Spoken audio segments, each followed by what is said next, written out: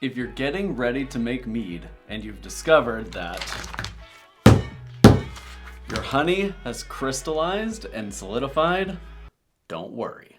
Often when we think of honey, we think about it as just a liquid. And when we think about liquids, we don't often think about the dissolved solids that are inside those liquids. Water even has dissolved solids. Minerals, like salt or calcium, are dissolved into water, and we can't even see them. Honey is the same way. Honey has pollen and waxes and sometimes bee parts. All kinds of stuff might be dissolved into the honey. And honey is made of simple sugars, which have a tendency to crystallize. Think about a snowflake. A snowflake doesn't form on its own. It forms because a nucleation site, like a little mote of dust in the air, starts to gather water vapor, which builds out into a crystalline structure. The same thing is happening in your honey.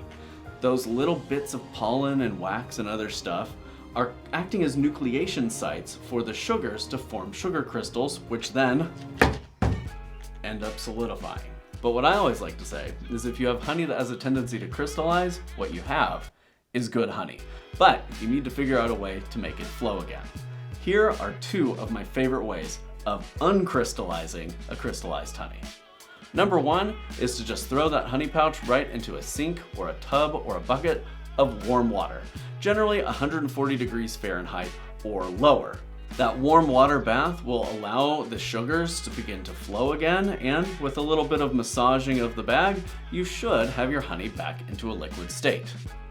But sometimes what I like to do is throw that pouch onto a cookie sheet in the oven on the warming feature. You just want to make sure that the honey never gets above 140 degrees Fahrenheit, but warming in the oven using that gentle radiant heat will eventually allow the sugars to flow also. Not all honey crystallizes, and some honeys crystallize more than others do. But if you have crystallized honey, that is a sign of good honey that hasn't been pasteurized and filtered and had all the good nuance stripped out of its flavor and aroma. It's good mead making honey.